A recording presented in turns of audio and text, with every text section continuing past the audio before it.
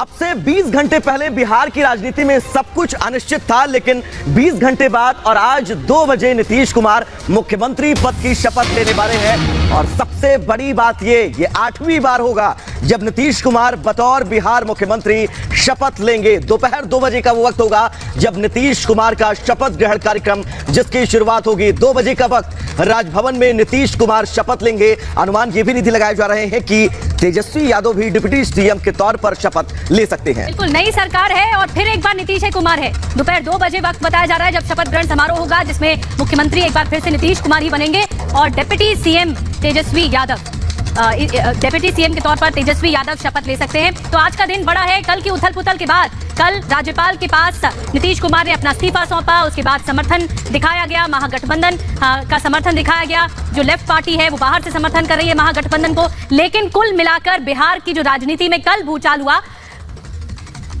और कल जो भूचाल आया बिहार की राजनीति में, वो आज जाकर ये थमा है कि नीतीश कुमार फिर मुख्यमंत्री बनने जा रहे हैं। तो देखिए, बीते 24 घंटे में जो बिहार की राजनीति में उलटफेर हुआ है और पलटकर फिर बाजी नीतीश कुमार ने ही मार ली है। देखिए एक रिपोर्ट कि बिहार की राजनीति में हुआ क्या क्या।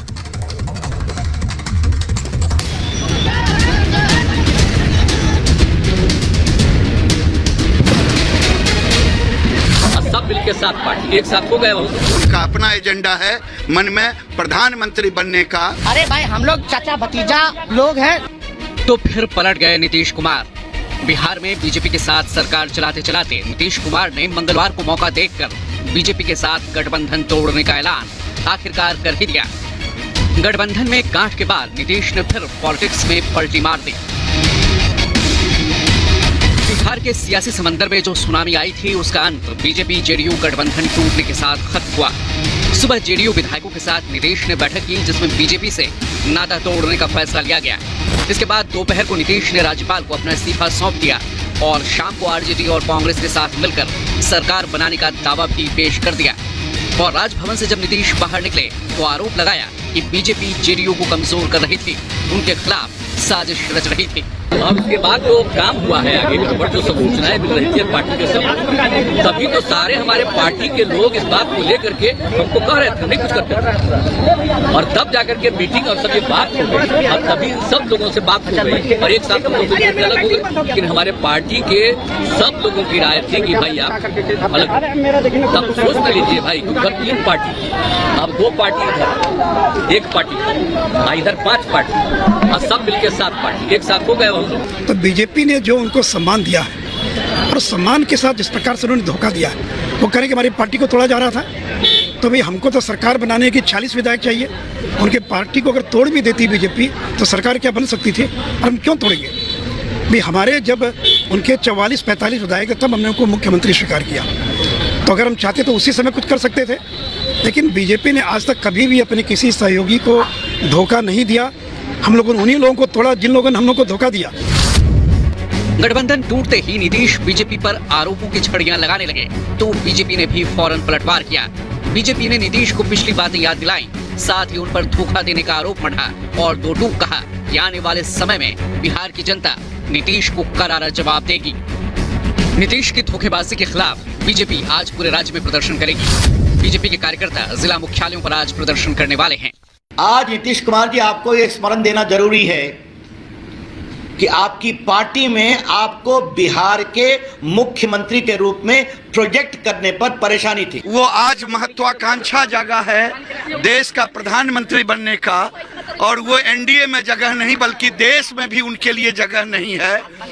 ये बिहार की जनता ही उनको फिर से सबक सिखाएगी।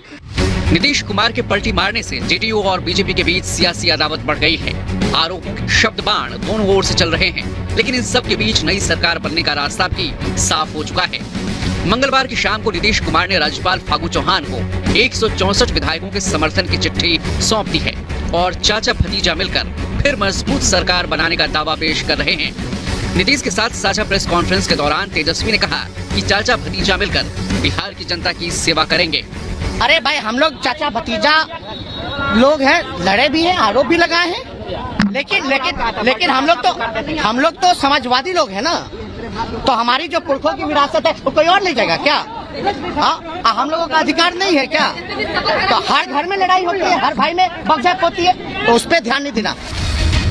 जाहिर है नीतीश कुमार और बीजेपी की राहें अलग होने की स्क्रिप्ट एक सप्ताह या एक महीने में तैयार नहीं हुई थी। बिहार विधानसभा चुनाव के नतीजों के बाद से ही नीतीश मौके की तलाश में थे। बीजेपी के बढ़ते कल से नीतीश परेशान थे। उन्हें अपना भविष्य अंधकार में डूबा नजर आ रहा था, लेकिन मौका नहीं मिल रहा था। लेकिन जैसे ही लालू खेमे से हरी झंडी मिली, नीतीश ने फिर पलटी मार दी और ऐलान कर दिया कि अब वो बीजेपी के साथ नहीं बल्कि आरजेडी के साथ सत्ता का स्वाद चखेंगे। आज दोपहर 2 बजे नीतीश फिर बिहार के सीएम पद की शपथ लेंगे, लेकिन सवाल ये है कि क्या नीतीश को फ्री हैंड मिलेगा? Bureau report, Republic Bharat. बड़ी खबर ये बताएं कि आपको इस धोखे के खिलाफ बीजेपी ने बड़े प्रदर्शन की तैयारी कर रखी है। आज बीजेपी ने पूरे बिहार में प्रदर्शन की तैयारी कर रखी है। विरोध प्रदर्शन होगा नीतीश कुमार के खिलाफ, जेडीयू के खिलाफ। जो विश्वासघात किया गया है, इसी विश्वासघात के खिलाफ बीजेपी सड़कों पर उतरकर नीतीश कुमार और जेडीयू के खिलाफ प्रदर्शन करेगी। तो बिहार में आज बीजेपी विरोध प्रदर्शन करेगी नीतीश कुमार के खिलाफ, लेकिन सबकी नजरें हैं क्योंकि 2 बजे का वक्त होगा जब नीतीश कुमार शपथ ग्रहण लेंगे बतौर मुख्यमंत्री, और यह 8वीं बार होगा। सीधा चलेंगे ग्राउंड जीरो पर। हमारे सहयोगी सलोनी हमारे साथ जुड़ी हुई हैं मुख्यमंत्री आवास से। सलोनी, 8वीं बार बतौर मुख्यमंत्री शपथ लेने वाले हैं नीतीश कुमार, और आप जहां पर खड़ी हैं वो मुख्यमंत्री आवास है। क्या परमानेंटली अब अलॉट कर देना चाहिए नीतीश कुमार को? बिल्कुल वैभव, आप सही कह रहे हैं, अलॉट तो कर ही देना चाहिए क्योंकि हर 22 साल में चेहरा नहीं बदल रहा है मुख्यमंत्री का और कुर्सी वही संभाले हुए हैं। दल जरूर बदल रहे हैं, लेकिन 8वीं बार मुख्यमंत्री एक बार फिर नीतीश कुमार बन रहे हैं। और नीतीश कुमार का ये जो घर है, एक अड़े मार्ग, ये दरअसल बहुत इसने सियासी उलटफेर देखे। सब कुछ बदल सकता है, सब कुछ उलटफेर हो सकता है, लेकिन मुख्यमंत्री वही रहते हैं, नीतीश कुमार ही रहते हैं। यही होता है, कहा जाता है बिहार में फिर से नीतीश कुमार। चाहे सारी चीजें चेंज हो जाए, लेकिन वो नहीं हिल रहे हैं। और ये उनकी रणनीति का है या ये उनका बदलाव का स्वभाव का है कि देखिए 9 सालों में अगर हम बताएं तो 2 बार वो अपना दल बदल चुके हैं। राजभवन की भी तस्वीरें मैं निर्देशक से कहूंगी दिखाएं, क्योंकि आज राजभवन बहुत महत्वपूर्ण। एक बार फिर 8वीं बार मुख्यमंत्री के तौर पर नीतीश कुमार शपथ लेंगे। देखिए 21 महीने का कार्यकाल उन्होंने बिताया भारतीय जनता पार्टी के साथ और अब 29 महीने बचे हैं। तो 8 महीने में जो डिफरेंस है, 8 महीने ज्यादा अब आरजेडी के साथ बिताएंगे नीतीश कुमार और इस नई सरकार में 2025 में जब चुनाव होगा तो 29 महीने का खाका रखेंगे, क्योंकि 21 महीने को तो वो खारिज कर चुके हैं जो उन्होंने बीजेपी और जेडीयू के गठबंधन में बिताए हैं। तो सबसे बड़ी बात यह है कि आज एक बार फिर मुख्यमंत्री के तौर पर जिम्मेदारी संभालने वाले, और निधि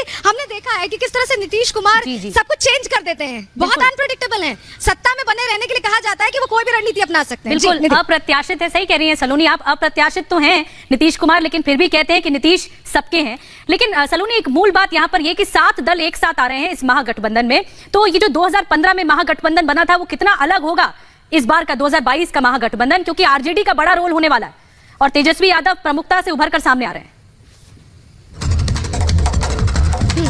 निधि, जो आप जिक्र कर रहे हैं वाकई आरजेडी का बड़ा रोल रहने वाला है। पिछली बार का जो गठबंधन था इनका, उसमें बराबरी की स्थिति थी क्योंकि 71 सीटें करीब जेडीयू के पास थी और उतनी ही लगभग थी आरजेडी के पास। उस समय भी ज्यादा थी लेकिन उतनी ही लगभग थी, तो बराबरी सा था। अब इस बार 45 सीटें हैं जेडीयू के पास और जेडीयू ने बड़ा हिस्सा एक दिया है आरजेडी को। देखिए जो जानकारी मिल रही है, जो सरकार का फॉर्मूला तय हुआ है, जो बात तय हुई है, दरअसल आरजेडी के 16 मंत्री होंगे। सूत्रों के हवाले से जो हमें जानकारी मिली है, जेडीयू के 13 मंत्री प्लस मुख्यमंत्री नीतीश कुमार यानी 14। कांग्रेस को 4 मुख्य पद मिलने वाले हैं। वहीं हम, क्योंकि हमने भी अब यहाँ पर साथ दे दिया है नीतीश कुमार का, पहले 160 का ही समर्थन पत्र था, 164 का हो गया हम के विधायकों के साथ, तो ऐसे में एक पद हमको भी मिलने वाला है। ये पूरा खाका मंत्रिमंडल का हो सकता है, जो सूत्रों के हवाले से जानकारी मिल रही है। लेकिन आज सिर्फ मुख्यमंत्री और उप मुख्यमंत्री यानी तेजस्वी यादव और नीतीश कुमार ही शपथ लेंगे। चलिए सलोनी, बड़ी बात कह रही है कि आज अभी तेजस्वी यादव और उप मुख्यमंत्री और मुख्यमंत्री के पद की शपथ ग्रहण होने वाला है। 2 बजे ये वक्त है। एक बड़ी खबर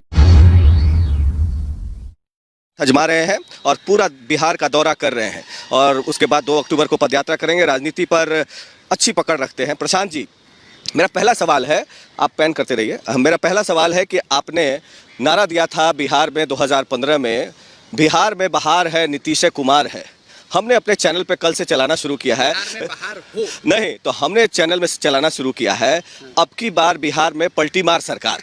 तो क्या नीतीश जी क्या पलटी मारते रहेंगे इसी तरीके से अपने राजनीतिक महत्वाकांक्षा के लिए? देखिए, मैं इस तरह के शब्द प्रयोग करता नहीं हूँ किसी के लिए। मैं आपको ये जरूर बताना चाहूँगा कि 2012-13 से नरेंद्र मोदी जी के का जो नेशनल राजनीतिक पटल पे प्रादुर्भाव हुआ है, उसके बाद से जो उसका आफ्टर इफेक्ट आप कह लीजिए, जो बिहार की राजनीतिक स्थिति पर पड़ी है, एक अस्थिरता का दौर शुरू हुआ 12-13 से, और भारत उसी दिशा में, उसी कड़ी में एक नया अध्याय है।